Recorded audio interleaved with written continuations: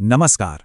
तो चलिए आज एक ऐसी आधुनिक हिंदी लोक कथा की गहराइयों में उतरते हैं जो सुनने में तो हमारे ही समय की लगती है, लेकिन जिसकी जड़ें ना वो सदियों पुराने डर में छिपी हुई हैं। तो आइए इस कहानी के रहस्य को परत दर परत खोलते हैं। और इस कहानी की शुरुआत होती है इसी एक लाइन से जो मन में बैठ जाती है। सोचिए, ये सिर्फ एक वाक्य नहीं है, ये एक चेतावनी है। एक ऐसा डर जो पानी की तरह नहीं बल्कि एक जिंदा प्यास की तरह मौजूद है। और यही वो सोच है जो पूरी कहानी में एक खौफनाक माहौल बनाए रखती है। तो सवाल ये है कि आखिर ये डर आता कहाँ से है, और इसका जवाब हमें ले जाता है कहानी के बिल्कुल केंद्र में। हमारी कहानी का सेंटर पॉइंट है एक गांव के किनारे बना पुराना सूखा कुआं। लेकिन ये कोई मामूली कुआं नहीं है, ये एक ऐसी जगह है जिससे पूरा का पूरा गांव खौफ खाता है। दिलचस्प बात यह है कि कुएं का डर इस बात से नहीं है कि उसके अंदर क्या है, बल्कि इस बात से है कि उसके अंदर क्या नहीं है। सोचिए, वो दशकों से सूखा पड़ा है, गांव की सरहद पर एकदम अकेला, और गांव वालों का मानना है कि उसके अंदर कोई अतृप्त, कोई जिंदा प्यास कैद है। मतलब ये सिर्फ एक जगह नहीं, कहानी का एक जीता जागता किरदार। और देखिए, हर पुरानी किंवदंती को चुनौती देने के लिए एक मॉडर्न किरदार तो चाहिए ही। और यहीं पर कहानी में एंट्री होती है हमारे हीरो आर्यन की। वो एक नौजवान पत्रकार है जो तर्क और विज्ञान में यकीन रखता है। यहां पर होता है विश्वासों का सीधा टकराव। एक तरफ है सदियों पुरानी लोक कथा और दूसरी तरफ है आर्यन, जो इसे अंधविश्वास मानकर सिरे से खारिज कर देना चाहता है। उसका हथियार कोई मंत्र या तावीज नहीं, बल्कि उसका कैमरा है, सच्चाई को कैद करने वाला एक आधुनिक औजार।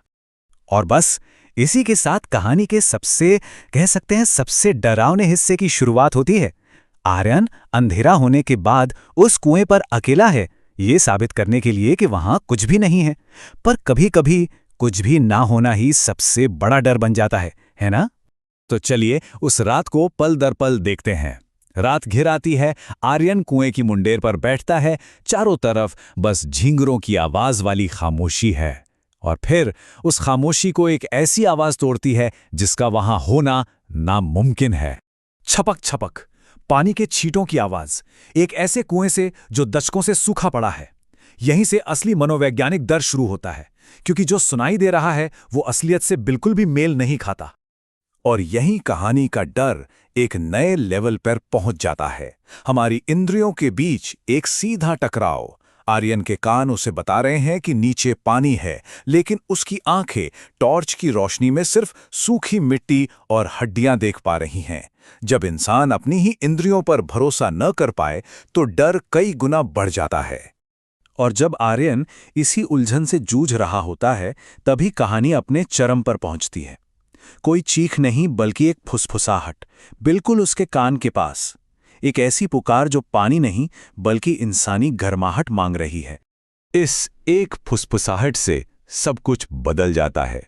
तर्क और विज्ञान की जो दुनिया थी वो ढह जाती है, और आर्यन को उस कुएं की हकीकत का सामना करना पड़ता है जिसे वो झुठलाने आया था।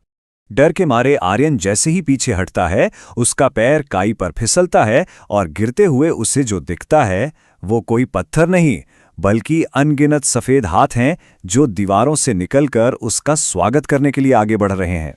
आर्यन की कहानी तो उस रात कुएं में ही कहीं खो जाती है, लेकिन किंवदंती वो खत्म नहीं होती, बल्कि वो और भी मजबूत हो जाती है, क्योंकि अब उसके पास एक नया सबूत जो था।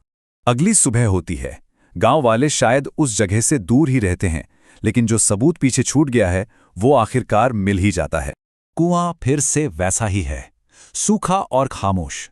आर्यन का कोई नामो निशान नहीं, सिवाय एक चीज के, उसका कैमरा जो मुंडेर पर पड़ा है, वही औजार जिसे वो अंधविश्वास को मिटाने के लिए लाया था।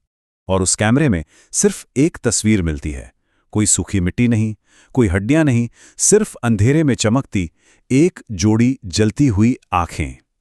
ये तस्वीर कोई जवाब नहीं देती, बल्कि और भी गहरे सवाल खड़े कर जाती है।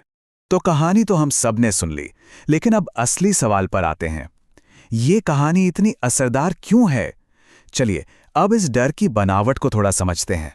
तो आखिर इस कहानी के डर के पीछे का राज क्या है? ये सिर्फ भूत प्रेत की कहानी नहीं है, ये उससे कहीं ज्यादा गहरी है। तो चलिए इन कारणों को समझते हैं। पहला और सबसे बड़ा डर है अनदेखे का। कुएं के अंदर असल में क्या है, ये राज कभी नहीं खुलता, और हमारा दिमाग इन खाली जगहों को अपने सबसे बड़े डर से भर देता है। दूसरा है इंद्रियों का टकराव। जब आंखें और कान अलग अलग कहानी सुनाने लगे तो हकीकत की जमीन ही हिल जाती है। तीसरा है वो अधूरा सबूत। वो आखिरी तस्वीर डर को खत्म नहीं करती, बल्कि उसे और भी भयानक बना देती है। और इन सब के बीच में है वो पुरानी लड़ाई, आधुनिकता बनाम लोक कथा, जो हमें सोचने पर मजबूर करती है कि क्या तर्क हमेशा जीतता है। अगर हम इसे साहित्य के नजरिए से देखें तो ये कहानी लोक कथाओं की तरह अनाम है। मतलब इसका कोई एक लेखक नहीं है जो इसे और भी असली महसूस कराता है। इसकी शैली आधुनिक डरावनी कहानी की है, जो सत्यजीत रे के मनोवैज्ञानिक रहस्य या नारायण धारप की अलौकिक दुनिया की याद दिलाती है। ये दिखाती है कि कैसे हमारे पुराने डर आज की कहानियों में भी नया रूप लेकर जिंदा रहते हैं। और आखिर में हम बस इस एक सवाल के साथ रह जाते हैं।